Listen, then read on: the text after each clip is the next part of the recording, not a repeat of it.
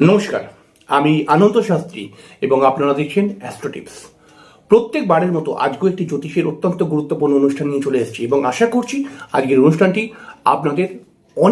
আপনাদের জ্যোতিষ শিখতে অনেকটা সুবিধা করবে। অবশ্যই শুরু করার আগে একটি কথা বলবো যে চ্যানেলটিকে সাবস্ক্রাইব করে বেল আইকনটা ক্লিক করে অবশ্যই কিন্তু যদি অনুষ্ঠানটি ভালো লাগে তাহলে আপনার মূল্যবান বক্তব্য লিখতে ভুলবেন না।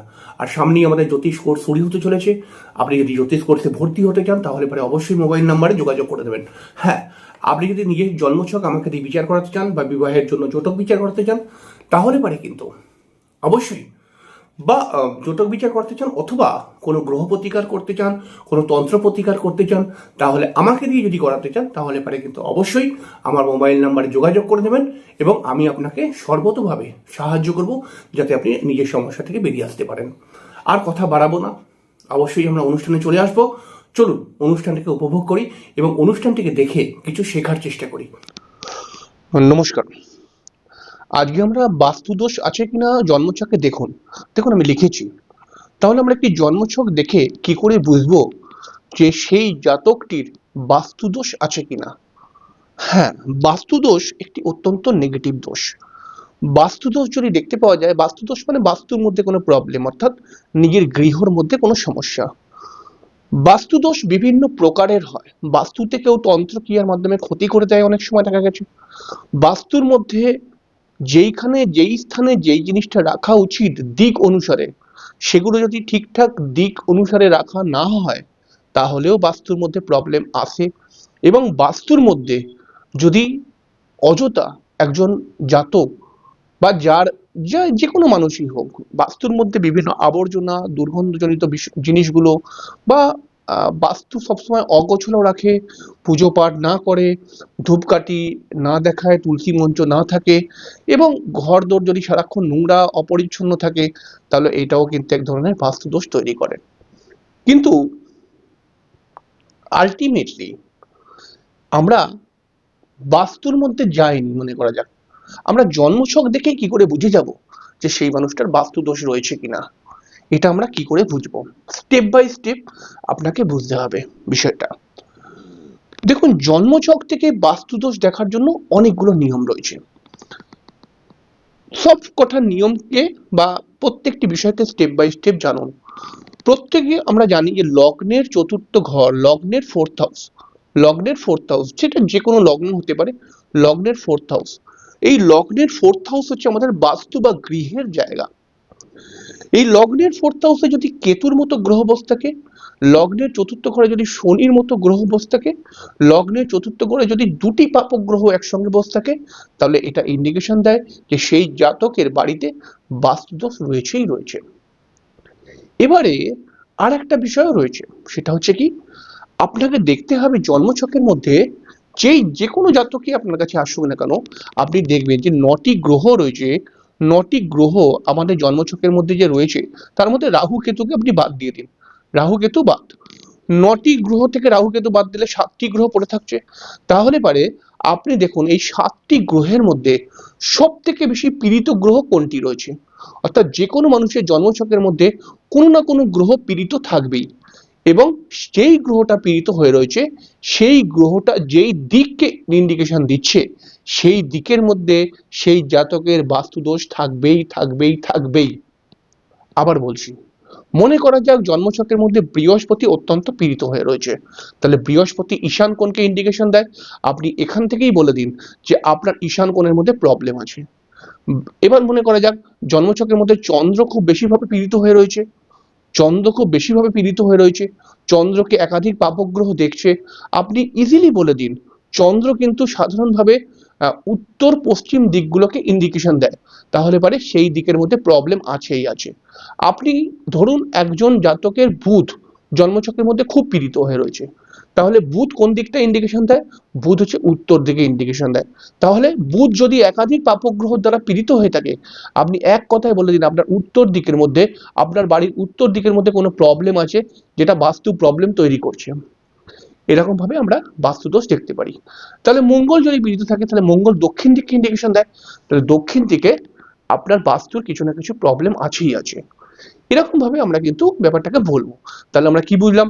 জন্মছকের মধ্যে যদি কোনো গ্রহ একাধিক পাপগ্রহ দ্বারা পীড়িত হয়ে যায় বা খুব নেগেটিভ ভাবের মধ্যে বসে থাকে, অশুভ ভাবের মধ্যে বসে থাকে, তাহলে পারে সেই গ্রহটা যেই দিককে ইন্ডিকেশন দেয় বাস্তুর মধ্যে সেই দিক জনিত প্রবলেম তৈরি হবেই হবে। দ্বিতীয় নম্বর কথা, যখন আমরা দেখবো কেতু গ্রহটাকে কেউ হালকাভাবে নেবেন না। এই গ্রহটার মধ্যে কেতু মুখ্যের কারক গ্রহ, এইসব অন্য কথা। আমরা সাধারণ দৃষ্টিভঙ্গি থেকে দেখবো এই কেতু গ্রহটা কিন্তু নানান তন্ত্রক্রিয়ার মাধ্যমে ক্ষতিগ্রস্ত করে। এবারে দেখা গেছে কেতু মনে করা যাক কারোর লগ্নের 4th হাউসে বসে রয়েছে।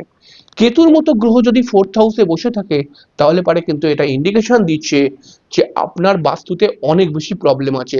বিশেষ করে আপনার বাস্তুর জমিতে কিছু না কিছু প্রবলেম আছেই আছে। জমির মধ্যে কিছু আহ হয়তো মরা টরা পোতা রয়েছিল, আগেকার দিনে পুকুর ছিল, সেটা ভরাট করে জমি বাড়ি হয়েছে, সেই পুকুরের মধ্যে বহু লোক আত্মহত্যা করেছে বা কিছু এরকম একটা কিছু সম্ভাবনা তৈরি করে দেয়। কেতু যদি 4th ঘরের মধ্যে থাকে তাহলে কিছু কিছু বাস্তুর মধ্যে ভূত প্রেত জনিত সমস্যাও নিয়ে আসে। এটা প্র্যাকটিক্যালি আপনি অ্যানালিসিস করবেন এবং মিলে যাবে দেখবেন।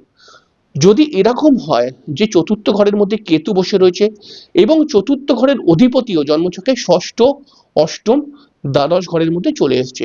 জন্মছকের 4th হাউসে কেতু রয়েছে আর 4th হাউসের অধিপতি 6ষ্ঠ, 8ম, দ্বাদশ ঘরে চলে এসছে। ডেফিনেটলি আপনি বলে দিন তাকে আপনার বাস্তুর মধ্যে অনেক বড় প্রবলেম আছে, যেই প্রবলেমের জন্য আপনার উন্নতি হবেই না বা আপনার উন্নতি হতে দিচ্ছে না। অনেক সময় আমরা দেখেছি বাস্তুর মধ্যে এমন কিছু প্রবলেম করে দেওয়া হয় যে হ্যাঁ, এটা বিজ্ঞানের যুগে হয়তো কেউ মানে না, অনেক কেউ মানে না, কিন্তু আছে। আমরা নিজস্ব প্র্যাকটিক্যাল অভিজ্ঞতার মধ্যে দেখেছি এমন কিছু কিছু মানুষকে আমরা দেখেছি যাদের মনে করা যাক খুব সুন্দরী সুন্দরী 3টে মেয়ে রয়েছে, খুব সুন্দরী সুন্দরী, দেখতে খারাপ নয়, পড়াশোনাও এদের খারাপ নেই, খুব সুন্দর দেখতে। বাস্তুর মধ্যে এমন কিছু করে রাখা হয়ে গেছে এই 3টে মেয়েরই বিয়ে হতে চাইছে না বা বিয়ে হচ্ছে না। যাই হোক, বিয়ের কথাবার্তা প্রায় 80% এগিয়ে যাচ্ছে, তারপর কিছু না কিছু ভাবে ক্যান্সেল হয়ে যাচ্ছে। এরকমও হয়, এগুলো আমাদের প্র্যাকটিক্যাল অভিজ্ঞতা। তাহলে 4th ঘরের মধ্যে যদি কেতুর মতো গ্রহ থাকে, 4th ঘরের মধ্যে যদি শনি বসে থাকে এবং সেই শনিকে আরেকটি কোনো পাপগ্রহ দেখছে, 4th ঘরের মধ্যে যদি শনি কেতুর মতো গ্রহ বসে থাকে তাহলে ডেফিনেটলি তার বাড়ির মধ্যে বাস্তুদোষ তৈরি হয়ে যাবে। এবারে 4th ঘরের অধিপতিও যদি জন্মছকের মধ্যে খারাপ পজিশনে চলে যায়, 4th ঘরের অধিপতি যদি জন্মছকে 6ষ্ঠ, 8ম, দ্বাদশ ঘরে চলে যায় তাহলে এটাকে আমরা ড্যাম শিওর বলবো, অর্থাৎ এই বাস্তুদোষকে কাটানো খুব সহজ হবে না। ঠিক আছে, 4th ঘরের মধ্যে কেতু বসে রয়েছে, 4th ঘরের অধিপতিও ভালো স্থানে বসে রয়েছে, তাহলে 4th ঘরে কেতু বসে থাকার জন্য সেই জাতকের বাস্তুদোষ তৈরি হবে। এবার সেই বাস্তুদোষটাকে নিরাময় করা যাবে। কিন্তু এরকম যদি হলো 4th ঘরের মধ্যে শনি কেতু দুজনের মতো গ্রহ বসে রয়েছে বা 4th ঘরে কেতুই শুধু বসে রয়েছে এবং 4th ঘরের অধিপতিও খুব নেগেটিভ স্থানে বসে রয়েছে, তাহলে এই বাস্তুদোষকে কাটানো কিন্তু খুব সহজ নয়। এই বাস্তুদোষকে কাটাতে গেলে পারে কিন্তু বেশ কিছু খাটনি রয়েছে। ঠিক আছে, এরকম ভাবে বিষয়টাকে দেখতে হবে। এবারে একজন মানুষ বলবে যে আমি যদি মনে করা যাক বাস্তুর মধ্যে দোষ রয়েছে, আমি বাস্তুদোষ কাটালেবি না, কি হবে তাতে? হ্যাঁ, কিছুই হবে না। বাস্তুদোষ কাটালেন না, কিছুই হবে না। ঠিক আছে, আপনি যে মারা যাবেন তা কিন্তু নয়, কিন্তু আপনার মিরাকেল বাধা, মিরাকেল দুর্ঘটনা, মিরাকেল অ্যাক্সিডেন্ট, একের পর এক সমস্যা আপনার জীবনে চলতেই থাকবে। বাস্তু আমাদের খুব গুরুত্বপূর্ণ একটি বিষয়। এই বাস্তুর মধ্যে অর্থাৎ একজন মানুষের 4th ভাব, সেই 4th ভাবটি কতটা শুভ প্রভাবে রয়েছে, 4th ভাবের মধ্যে যদি বৃহস্পতির দৃষ্টি পড়ে তাহলে পারে কিন্তু বাস্তুদোষ থাকলেও সেটা খুব একটা এফেক্ট দেয় না। কিন্তু 4th ঘরের মধ্যে যদি আপনার একাধিক পাপগ্রহ চলে আসে এবং যখনই একাধিক পাপগ্রহ চলে আসবে তাহলে আপনার বাস্তুর মধ্যে একটু দোষও যদি তৈরি হয় সেটাও আপনাকে অনেক বড় এফেক্ট দেয়। এটা আমরা প্র্যাকটিক্যাল অভিজ্ঞতার মধ্যে দেখেছি। আর একটা কথা যেটা বললাম প্রথমেই, যে জন্মছকের মধ্যে কোন গ্রহ পীড়িত হয়ে রয়েছে, দুটো দৃষ্টিকোণ। একটা 4th ঘরে কেতু বসে রয়েছে, সেটা তো আপনার বাস্তুদোষ করবেই করবে। এবারে আমরা যদি আরো পয়েন্টে আসি যে বাস্তুদোষটা আসলে কোথা থেকে তৈরি হচ্ছে, কোন জায়গা থেকে আসছে বা কি সিস্টেমে হচ্ছে, তাহলে আমি দেখব যে কোন গ্রহটা জন্মছকের মধ্যে সব থেকে বেশি পীড়িত। যেই গ্রহটা সব থেকে বেশি পীড়িত থাকবে সেই গ্রহটাকে যেই গ্রহটা যেই দিককে নির্দেশন করবে সেই দিকটার মধ্যে বাস্তুর সব থেকে বড় প্রবলেম চলে আসবে। এবং এই যে কথাটা বললাম এটা আপনি প্র্যাকটিক্যাল অভিজ্ঞতা দিয়ে দেখুন। এটা শুধুমাত্র এই হিসাবের মধ্যে পড়ে থাকবেন না, এইটাকে আপনি প্র্যাকটিক্যাল অভিজ্ঞতা দিয়ে যখন দেখবেন তখন দেখবেন যে হ্যাঁ এই কথাটার মধ্যে কতটা যুক্তি আছে। ধরুন আপনি একজন মানুষ, আপনি নিশ্চয়ই আপনার জন্মছককে চেনেন, আপনি আপনার জন্মছকের মধ্যে কোন গ্রহটা পীড়িত হয়ে রয়েছে এটা আপনি হয়তো এতদিনে বুঝে গেছেন যে গ্রহ পীড়িত হয়ে থাকে কেমন করে দেখতে হয়। তাহলে আপনি আপনার জন্মছকের মধ্যে একটি গ্রহকে নির্বাচন করুন এবং সেই গ্রহটা জন্মছকের মধ্যে পীড়িত আছে কিনা দেখুন। দেখলেন কি হ্যাঁ একাধিক পাপক গ্রহ দ্বারা পীড়িত হয়ে রয়েছে, একটি পাপক গ্রহ না একের অধিক, তখন আপনি দেখুন ওই যে গ্রহটা যেটা একের অধিক পাপক গ্রহ দ্বারা পীড়িত হয়ে রয়েছে আপনার বাড়ির মধ্যে ওই দিকেতে, ওই গ্রহটা যেই গ্রহটা পীড়িত হয়ে রয়েছে ওই গ্রহটা যে দিককে নির্দেশন করছে আপনার বাড়ির মধ্যে ওই দিকের মধ্যে কিছু না কিছু প্রবলেম রয়েছে, কিছু না কিছু বাস্তুর সমস্যা রয়েছেই রয়েছে। এরকম ভাবে যদি আপনি বাস্তুদোষের ব্যাপারটাকে শুরু করেন তাহলে পারে অনেকটা ভালো পজিশনে যেতে পারবেন। এবার আমরা এই বাস্তুদোষ ডিপ ব্যাপারগুলো কিন্তু জানতে পারবো আস্তে আস্তে করে। দেখুন সব এক চান্সে দেবো না, আস্তে আস্তে করে সবই বলবো। বাস্তুদোষে আমি ডিপ ব্যাপারগুলো কিভাবে জানতে পারবো।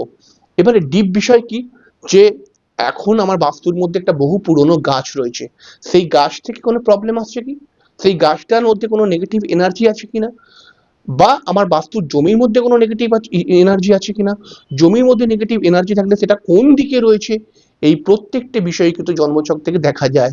তবে জন্মছককে পড়তে হবে সঠিকভাবে, জন্মছককে নিয়ে আপনাকে দীর্ঘক্ষণ বসে থাকতে হবে, তাহলে পরেই কিন্তু এই জন্মছকের গ্রহরা আপনার সঙ্গে কথা বলবে। এবং সত্যিকারের যদি জন্মছককে ভালো করে পড়তে শিখে যান, জন্মছকের গ্রহদেরকে যদি বুঝতে শেখেন, গ্রহদের প্রতি যদি ভালোবাসা জন্মায়, তাহলে আপনি দেখবেন এই গ্রহরা আপনাকে বলবে যে হ্যাঁ অমুক দিকে প্রবলেম রয়েছে, তুই যা বা তাকে বল অমুক দিকটাকে ঠিক করতে। আশা করছি আজকের অনুষ্ঠানটা আপনাকে কিছুটা বোঝাতে পারলাম। পরের দিনকে আমরা আরেকটি অনুষ্ঠান নিয়ে চলে আসবো। নমস্কার। অবশ্যই চ্যানেলটিকে সাবস্ক্রাইব করে বেল আইকনটা ক্লিক করে রাখবেন, এটাই আপনার কাছে রিকোয়েস্ট। হ্যাঁ হ্যাঁ, এই বিষয় সম্পর্কে আপনার যে মূল্যবান বক্তব্য রয়েছে এটা কিন্তু লিখতে একদম ভুলবেন না। এখানে শেষ করছি।